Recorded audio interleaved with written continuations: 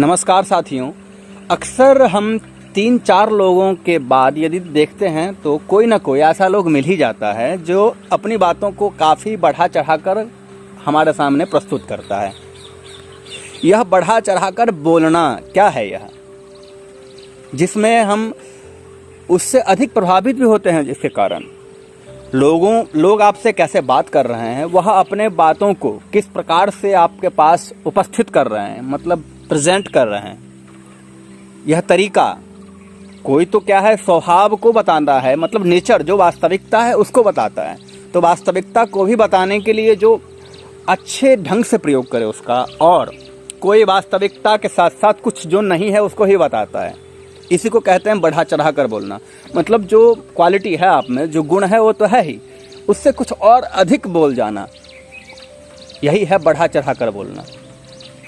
साथियों, यह जो बढ़ा चढ़ा कर बोलने की प्रक्रिया है, यह काफ़ी इंटरेस्टिंग हो जाता है वार्तालाप करने में और किसी को अपने ओर आकर्षित करने में, क्योंकि हमेशा आप किसी को सच बोल के प्रभावित नहीं कर सकते हैं।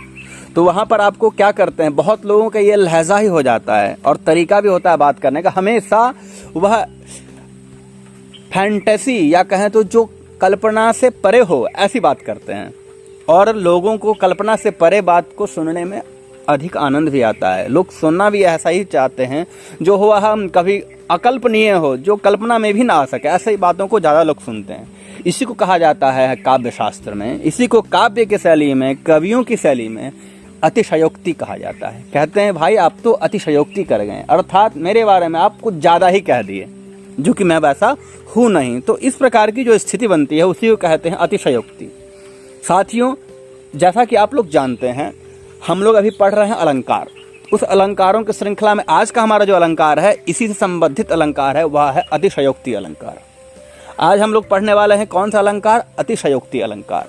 तो नमस्कार साथियों, मैं कुंदन झा आप सभी का स्वागत करता हूं वीणा पानी संस्कृत क्लासेस में।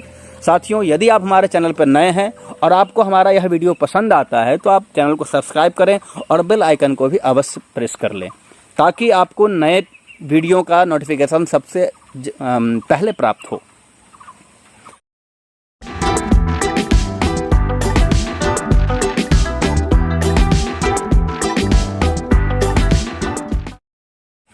इसी के साथ हम लोग अपना यह जो अतिशयोक्ति अलंकार की चर्चा है, जिस पे अब हम अपनी चर्चा करने वाले हैं, तो चलिए इस चर्चा को आज हम शुरू करते हैं। साथियों, यह अतिशयोक्ति अलंकार, यह अलंकार भी अर्थालंकार के अंतर्गत ही आता है। और अर्थालंकार के अंतर्गत आने का कारण मूलभूत क्या है?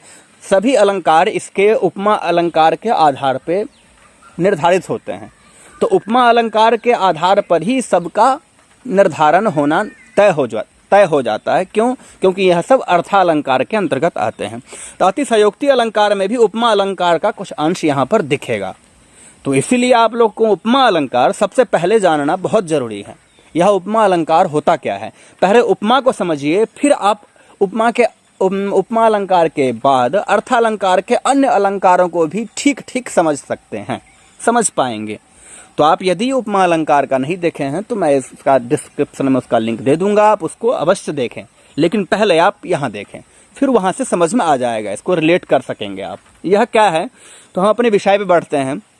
अतिशयोक्ति अलंकार क्या है, इसका स्वरूप यह तो आप जान गए। बढ़ा चढ़ाकर बोलने की जो प्रक्रिया है उसको कहा जाता है अतिशयोक्ति, और इसका प्रयोग हम लोग काफ़ी करते हैं काफ़ी प्रयोग इसका। तो यह कैसे होता है, इसका क्या स्वरूप है, ग्रंथकारों ने, आचार्यों ने क्या स्वरूप बताया है इसका, और कैसे इसका उदाहरण से भी समझ लेंगे हम, काफ़ी स्पष्ट हो जाएगा। आप हमारे साथ बने रहें, एक एक करके सब कुछ समझ में आ जाएगा।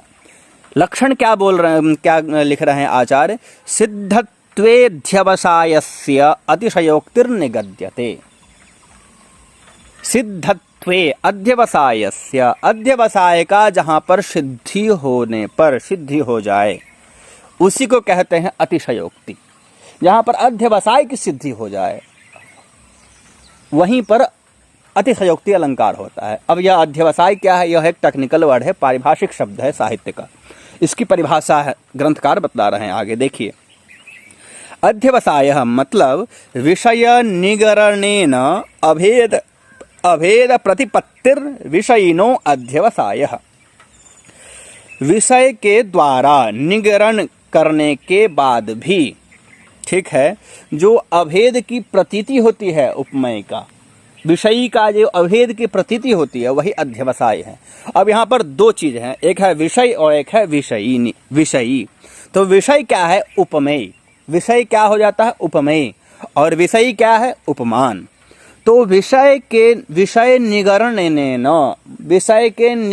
निगरण हो जाने पर, अर्थात उसका अंतर्भूत हो जाने पर, गुणीभूत हो जाने पर, अभेद प्रतिपत्तिर विषयिनो अर्थात उपमेय का अभेद की प्रतीति जब होता है उसी को कहा जाता है अध्यवसाय।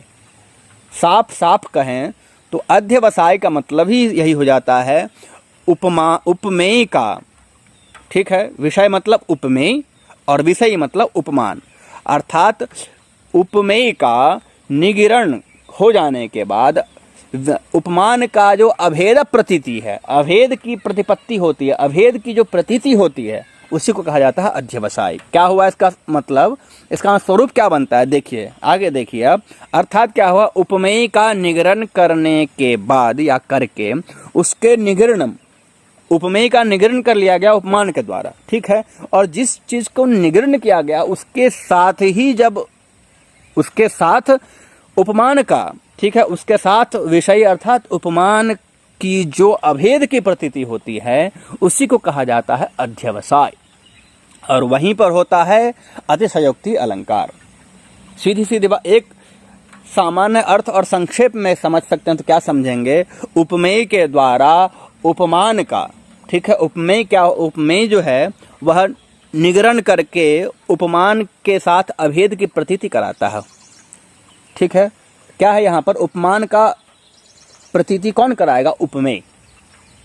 उपमेय के द्वारा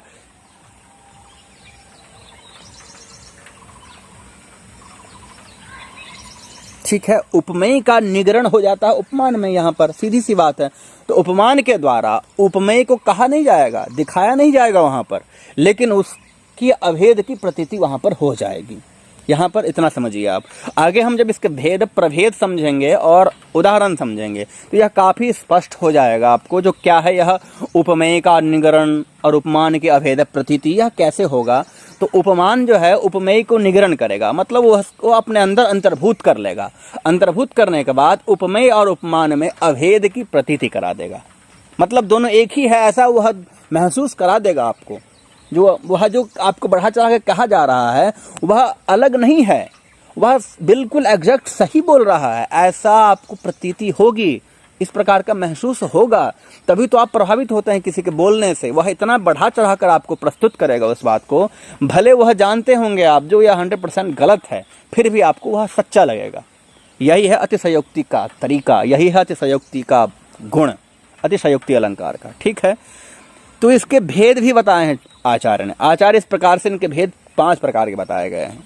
क्या है? तो पहला है भेद में अभेद का वर्णन, ठीक है।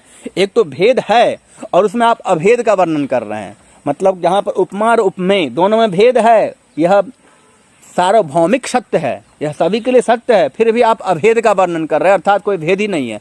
आप इतना बढ़ा चढ़ा के बोल रहे हैं जो वो दोनों एक ही है, ठीक है। एक ये होगा। दूसरा क्या हुआ? क्या है? अभेद में भेद का वर्णन। अरे भैया वह अभेद है, मतलब उस दोनों में भेद नहीं है, फिर भी आप ऐसे उसको रिप्रेजेंट कर रहे हो जैसे लग रहा है वो दोनों अलग है। दूसरा ये प्रकार हो गया। तीसरा क्या है? संबंध में असंबंध का वर्णन। अब कोई संबंध है, ठीक है, संबंधित है दोनों, लेकिन ऐसे प्रकट कर रहे हैं आप, ऐसे उसको एक्सप्लेन कर रहे हैं जैसे लग रहा है ये दोनों असंबंधित है, मतलब एक संबंध दोनों का नहीं है। और तीसरा ये हो गया। चौथा क्या हो गया? असंबंध में संबंध का वर्णन। दोनों का संबंध अलग अलग है, फिर भी आप ऐसे उसका वर्णन कर रहे हैं जैसे लग रहा हो दोनों का संबंध एक ही है।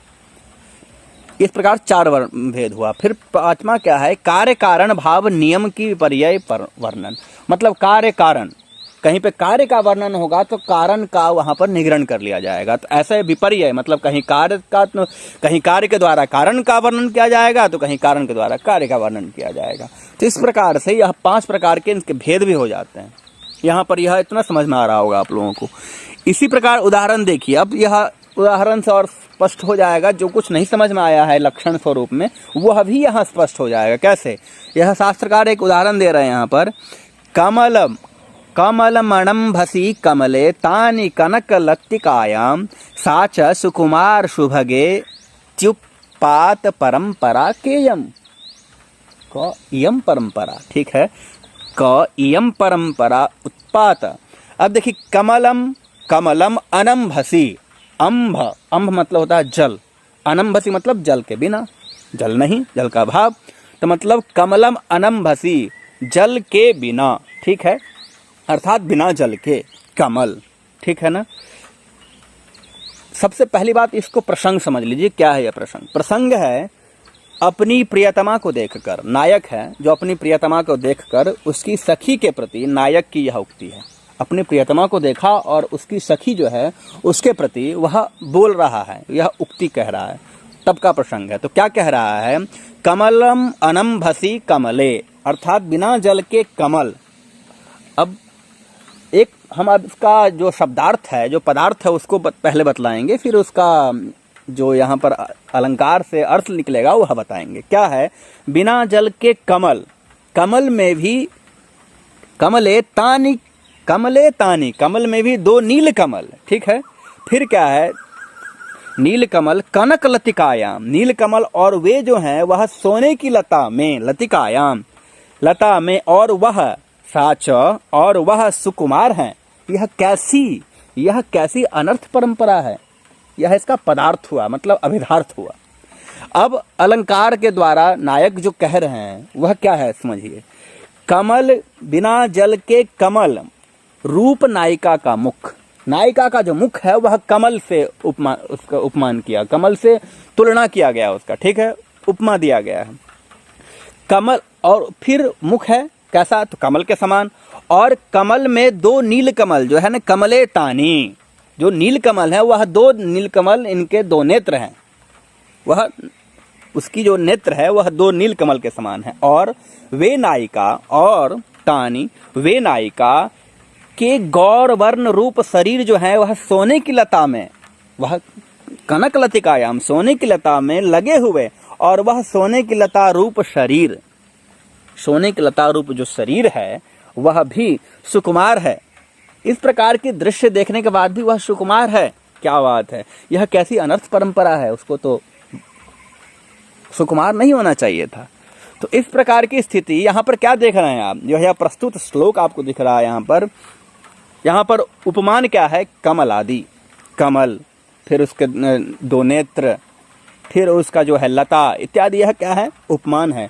उपमेय क्या है? मुखादि, ठीक है, मुखादि हो गया, मुख हो गया, फिर नेत्र हो गया, नहीं, क्षम्यताम, उपमान हो गया कमल, ठीक है, कमल, कमलादि तात्पर्य यहाँ पर क्या है? कमल ले सकते हैं आप। देखिए, कमलम अनंभसी तानि कनक लतिकायाम, फिर कनक, यह सब क्या है? उपमान है। और उपमेय क्या है? मुखादि, मुख हो गया, नेत्र हो गया, गौरवर्ण शरीर हो गया। तो इस प्रकार से यह सब क्या हो गया? उपमेय हो गया।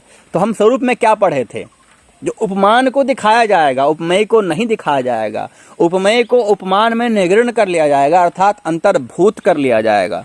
तो कमल में उसके मुख को, जो उपमेय है, उसको अंतर्भूत कर लिया गया। तो बढ़ा चढ़ाकर बोला गया, यह जो कमल है, यह जो तुम्हारा मुख है, वह ऐसा लग रहा है जैसे बिना जल के कमल।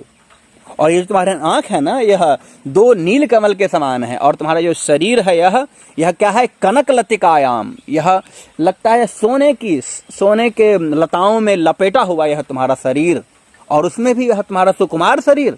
यह कितना, यह जो है, यह कैसी अनर्थ परंपरा है, यह परंपरा कैसी है? तो इस प्रकार से बढ़ा चढ़ाकर अपनी प्रशंसा कर रहे हैं वह नायिका की, नायक। तो यह बढ़ा चढ़ाकर बोलना, यही क्या हो जाता है? अतिशयोक्ति हो जाता है। यहीं पर अतिशयोक्ति का क्या स्वरूप हुआ आप समझ सकते हैं।